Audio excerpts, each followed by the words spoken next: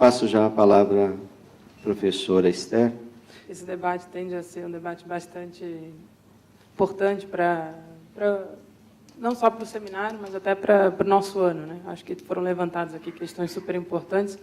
algumas questões mais específicas, a discussão do orçamento positivo, como o professor levantou, que tem a ver muito com até a execução do ano passado, que é onde ele foi imposto pela LDO, e esse ano com a promulgação da PEC, que vai acabar essa temática muito parecida, né? Embora internamente a gente tenha feito alguns ajustes mais técnicos para a execução, e alguns pontos importantes aqui levantados pelo Ricardo, alguns provocativos, que parte eu vou responder na minha fala, parte eu vou deixar para o debate, a gente vai ter a rodada de debate, até porque eu acho que essa é uma interação importante são nesses espaços que a gente consegue, até muitas vezes, tentar dirimir um pouco algumas percepções equivocadas, às vezes as pessoas ficam com uma visão por desconhecimento, às vezes pela nossa incapacidade de demonstrar algumas coisas. Eu acho que esses debates são super importantes para que a gente consiga, de fato, ver onde há divergências, onde às vezes é uma questão muito mais de entendimento, de a gente mostrar, né, de como a gente percebe determinadas coisas e conseguir perceber que a gente tem mais convergências até do que divergências nas visões. E é claro que os chapéus são diferentes aqui, e é importante, e acho que uma das coisas importantes do seminário é justamente juntar pessoas que estão em posições diferentes e, consequentemente, olham a mesma coisa com olhares muito diferentes e isso acaba contribuindo para que a gente tenha discussões bastante relevantes. Então, a minha fala aqui ela vai ser um pouco... Eu tinha feito uma fala mais geral, até do que indo nos pontos levantados, indo um pouco nas questões levantadas pelo seminário, mas não tentando entrar em cada um deles, né, como um pouco mais deixou a gente à vontade para avaliar a melhor maneira de conduzir. E, como eu falei, deixar um pouco os debates para o final, né? A discussão, acho que a primeira, talvez eu queria começar um pouco na relação planejamento e orçamento. Acho que foi colocado nas perguntas, e eu acho que até, como eu falei no início da fala hoje, o fato de ser um ano que a gente está fazendo PPA acaba gerando muito torna essa discussão bastante latente, torna ela importante para definições de como vai ser a própria elaboração do PPA e, consequentemente, a relação deles com o orçamento, né? Mas aí o ponto que eu queria levantar já de início é que planejamento ele tem o PPA é um dos instrumentos de planejamento, né, que existem no Estado brasileiro. Ele tem uma relação importante com o sistema de planejamento e orçamento, mas ele não é a única peça de planejamento, e isso é uma coisa importante que todo mundo lembre, né? A gente tem uma série de planos setoriais que são super importantes, que balizam uma série de decisões que são tomadas,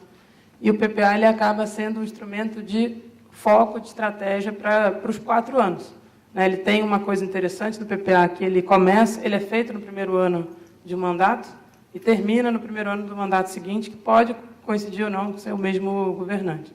Em vários casos, pós-redemocratização, o último ano do PPA é executado por um governo ou outro presidente, ou eventualmente até de oposição, o que torna a importância dele de dar uma certa permanência nas instituições e justamente nos planejamentos. O país ele tem que ter um grau de previsibilidade para onde ele vai e é que as coisas têm uma certa continuidade. Eu acho que a importância do PPA em ter esse foco acaba sendo muito importante para que a gente garanta uma certa continuidade nas coisas. E aí eu acho que um ponto importante que eu estava querendo ressaltar em relação ao planejamento é que, se a gente olhar, você não faz orçamento sem planejamento, né? As pessoas, às vezes, esquecem isso. O planejamento, ele tem por trás, o orçamento, ele tem por trás o planejamento. E eu acho que o Ricardo até colocou aqui um pouco, ele foi lendo parte dos PPAs, e se a gente olhar os planejamentos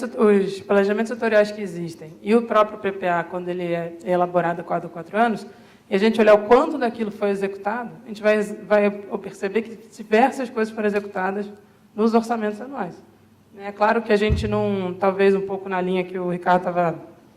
reclamando um pouco aqui, é que talvez o nosso sistema de informação e de avaliação dos resultados, ele não esclareça isso de forma muito clara, não traga isso de forma muito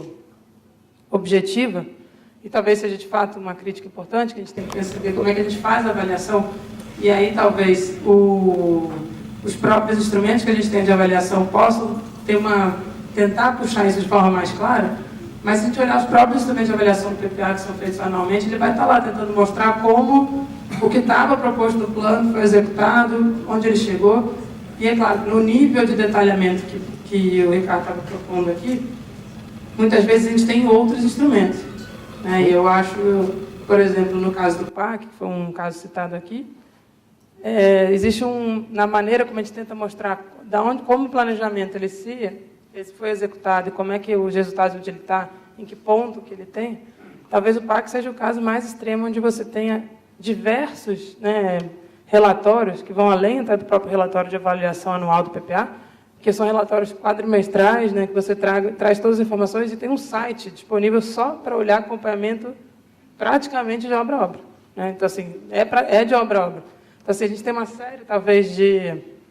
instrumentos que a gente, muitas vezes, por serem pulverizados, os próprios mecanismos de avaliação e de relatórios de avaliação, e se a gente pegar, talvez, os 2 programas prioritários, que sempre foram as prioridades nas últimas LDOs, que é o PAC e o Brasil Sem Miséria, ambos têm uma série de mecanismos de avaliação e de relatórios, de demonstração de como é que o planejamento dele foi executado e onde ele chegou. Então, eu acho que talvez esse tipo de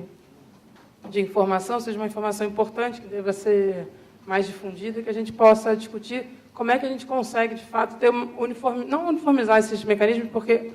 justamente a grandeza dos programas até dificulta uma certa uniformidade na avaliação e na maneira como a gente relata os resultados. Mas, pelo menos, que a gente consiga ter uma capacidade de demonstrar à sociedade onde isso está e como é que a gente consegue, como é que a gente vem executando o que foi sendo proposto, né? Mas, voltando aqui mais diretamente ao ciclo, né, de planejamento e orçamento, voltando um pouco à ligação do PPA com o orçamento, já entrando um pouco mais nas discussões de orçamento, um pouco que foram levantadas aqui, é interessante que a gente, por mais que você tenha um planejamento, ele é feito, como eu falei, no primeiro ano do mandato, e a gente vai para a discussão dos orçamentos anuais, né? E aí uma coisa super importante, aí voltando um pouco à discussão do autorizativo ou impositivo, como o professor colocou aqui, é impossível você ter um orçamento autorizativo numa dada conjuntura econômica, e essa foi uma decisão da sociedade brasileira, né, de você ter capacidade de adaptar o orçamento justamente às questões conjunturais, inclusive com a possibilidade de fazer políticas anticíclicas ou não. A gente tem, todos os nossos instrumentos nos permitem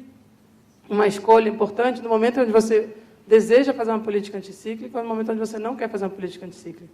E, nesse sentido, se a gente olhar nos últimos anos, a gente usou bastante essa prerrogativa dada pelas leis orçamentárias, na verdade, dada pela própria Constituição. Se a gente olhar a Constituição e a própria LRF, elas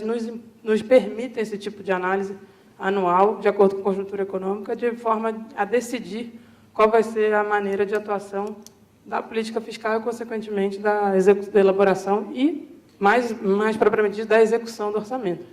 Então, acho que esse ciclo que existe no Brasil e essa capacidade que a gente tem, uma certa flexibilidade dessa decisão de escolha, é uma coisa que foi muito discutida pós-crise de 2008 2009. Se a gente olhar, e aí já chegando diretamente na política fiscal, ela tem uma ampla gama de objetivos. A política fiscal ela tem objetivos de longo prazo,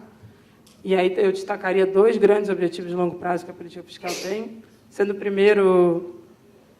que é talvez para mim um dos mais importantes, que é a discussão de distributiva. A política fiscal ela tem como prerrogativa, e não importa o que você faça, ela vai ter um caráter distributivo. Ela pode ter um caráter distributivo do ponto de vista mais desconcentrador, ou pode ter um caráter distributivo do ponto de vista mais concentrador. Necessariamente, a política fiscal vai atuar de forma a redistribuir renda.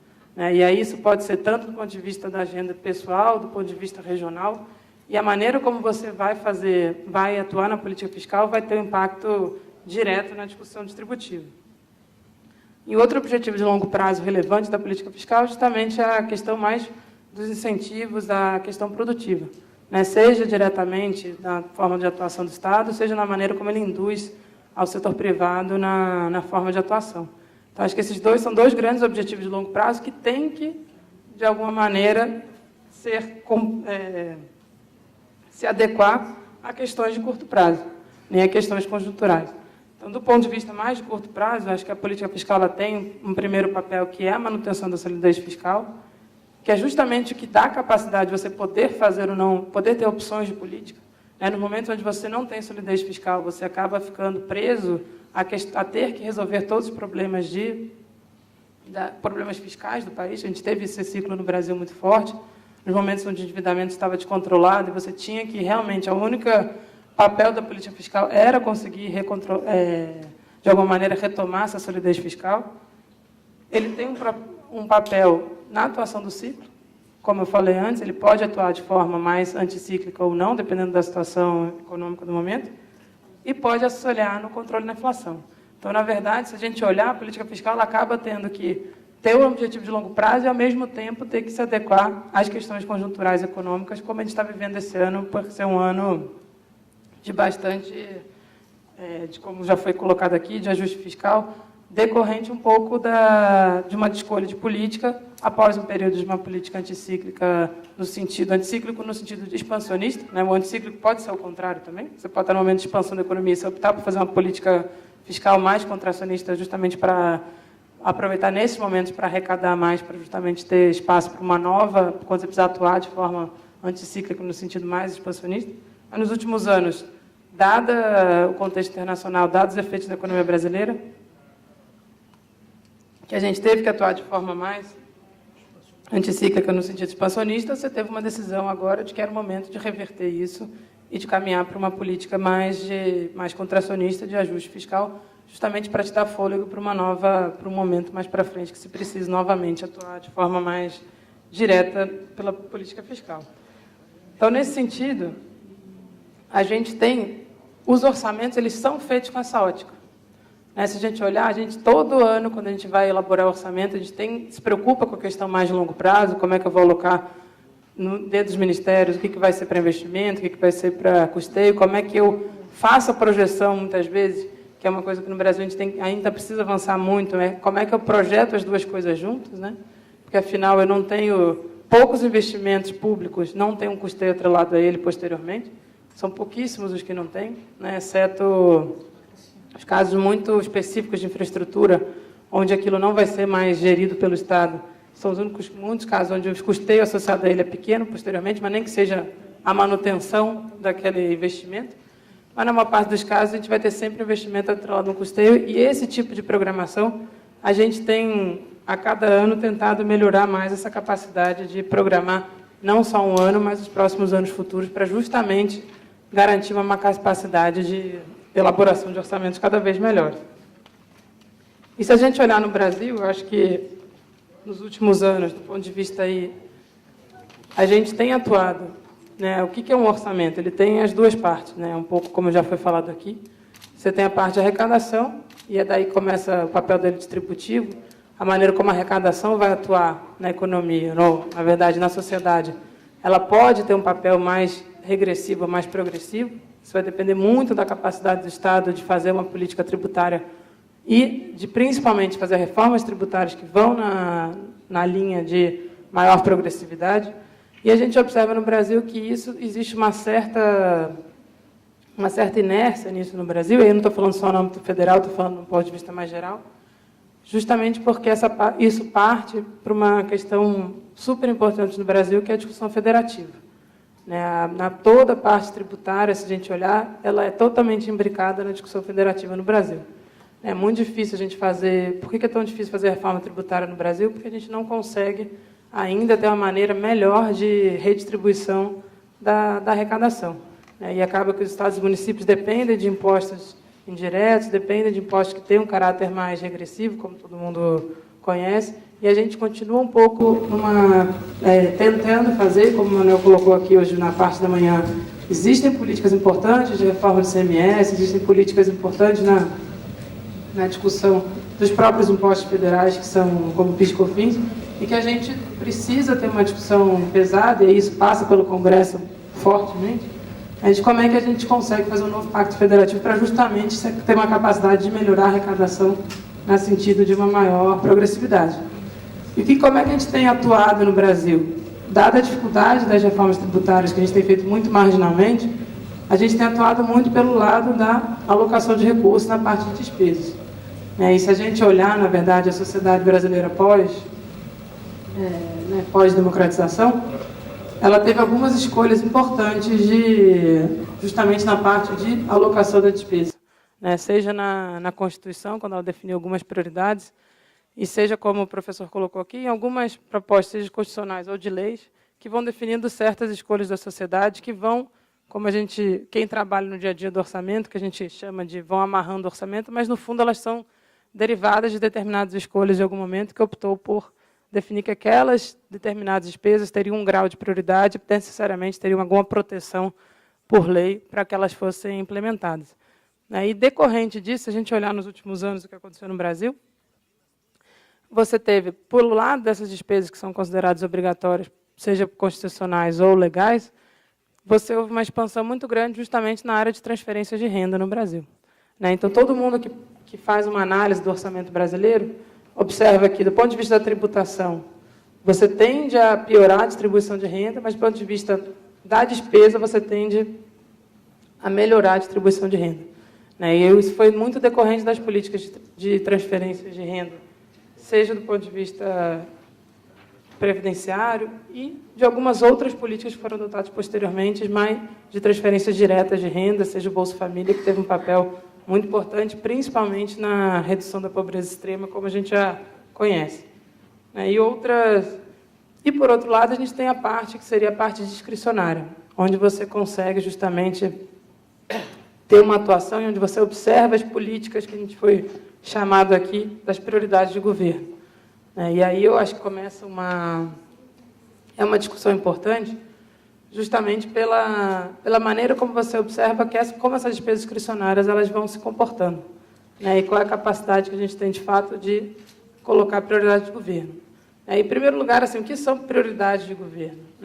É importante lembrar, prioridades de governo são também prioridades da sociedade. Um governo ele é eleito pela sociedade, com algum projeto, com alguma ideia, e é justamente na hora de implementar isso que a sociedade vai avaliar se, de fato, aquilo ali que o governo está fazendo é ou não a demanda dela. O que a gente observa hoje em dia no Brasil é que você houve como eu já falei mais cedo, eu acho que isso tem motivado muito todo mundo que trabalha no serviço público, é uma sociedade mais demandante, uma sociedade que tem... E aí, como é que você transforma isso em políticas que vão chegar para aquela sociedade e vão conseguir cumprir o que talvez seja a demanda delas. E aí, nesse sentido, se a gente observar, mesmo na parte discricionária, houve também nos últimos anos uma abundância importante, com uma abertura de espaço para, digamos, 3 áreas bastante importantes, que foi o investimento do ponto de vista geral. Você teve uma ampliação do investimento e, claramente, para isso, a atuação do PAC foi essencial. E a atuação do PAC, que é interessante, não é simplesmente uma decisão de governo. Foi diversas mudanças que foram feitas na maneira de execução. E aí eu queria aproveitar para terminar aqui um pouco com a provocação do Ricardo, que permitiram esse aumento. Não foi simplesmente uma decisão de política, não, eu quero fazer investimento, ele aconteceu. Você foi vendo, aos poucos, você precisava fazer uma série de mudanças, até na própria maneira de elaboração e execução do orçamento, que permitiram esse aumento. E a gente tem mudanças que foram super importantes, muitas delas vocês conhecem, seja na questão da própria regra fiscal, seja posteriormente na maneira como isso foi identificado no orçamento, seja na capacidade de migração de um lugar para o outro,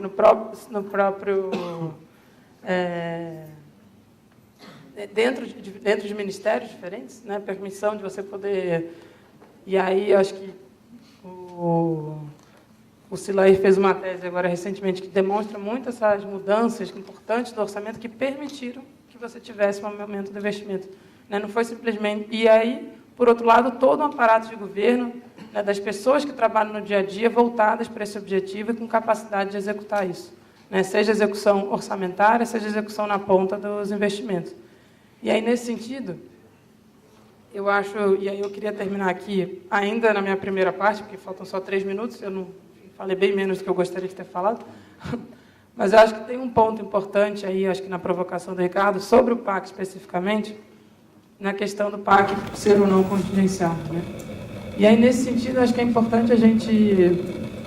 avaliar, como eu falei, a questão mais conjuntural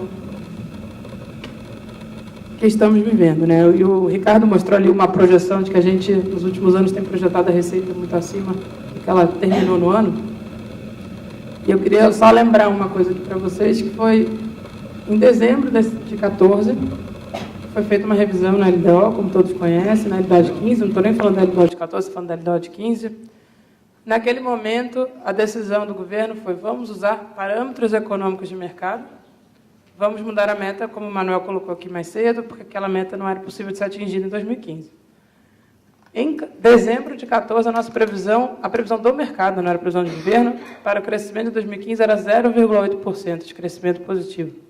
Hoje, 2 meses depois, não é um ano depois, a previsão já é de crescimento negativo.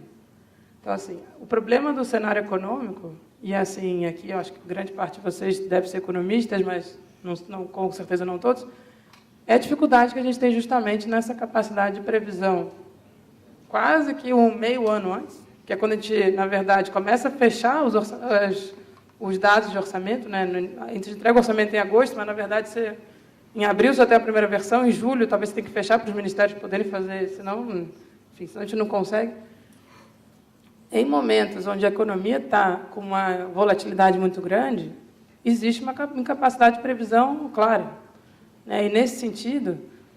quando a gente volta para o orçamento e percebe a incapacidade de previsão, e num momento mais grave como esse, que você está tendo uma tendência, uma desaceleração muito forte da economia, e as receitas não vão aparecer, você tem que olhar onde é possível fazer os ajustes, né? E, nesse sentido, foi uma coisa importante, é que, dado, como já foi falado aqui por mim e por outros, você tem uma série de despesas que elas têm por decisões da sociedade, seja constitucional, seja legal, uma incapacidade de ajuste, você acaba tendo que fazer ajustes em partes que você não gostaria de fazer, né? Então, na verdade, o que você faz é remodelar e repensar e reprogramar determinados investimentos para que eles possam caber no orçamento do ano, né? E a dificuldade que a gente tem, isso não é fácil, mas é o que você tem que fazer no momento onde você tem uma mudança cíclica tão forte. E é um pouco o que está acontecendo esse ano, e é um pouco que a gente vai viver. E aqui, vários de vocês que trabalham na ponta vão sofrer isso bastante fortemente, que é você ter que olhar para dentro do seu próprio orçamento e ter que tomar decisões que a gente pode chamar de escolhas de Sofia, né? Não são triviais, mas é um momento, infelizmente, é um momento de ajuste que a gente precisa fazer esse ano. Agora, isso não inviabiliza, aqui que eu queria colocar um pouco a minha fala do início, que você não tem uma meta de longo prazo, né? O fato de um ano você precisar fazer ajuste não impede que você execute aquilo que você gostaria de fazer num planejamento de mais de um ano, né? E, nesse sentido, a gente tem que caminhar muito, eu acho que aí tem sido uma orientação enorme no Brasil, e a gente tem que continuar melhorando cada vez mais, é justamente ter essa capacidade de prever onde a gente quer chegar, trabalhar para aquilo, fazer os ajustes necessários, mas sem perder o foco de onde vai chegar. E é um pouco que a gente tem visto, a gente tem conseguido fazer isso, acho que na medida do possível, e a gente tem caminhado para que as peças, né, desse processo de planejamento e orçamento nos permitam fazer isso de forma melhor possível. Então, enfim, vamos deixar para o debate aqui as outras considerações.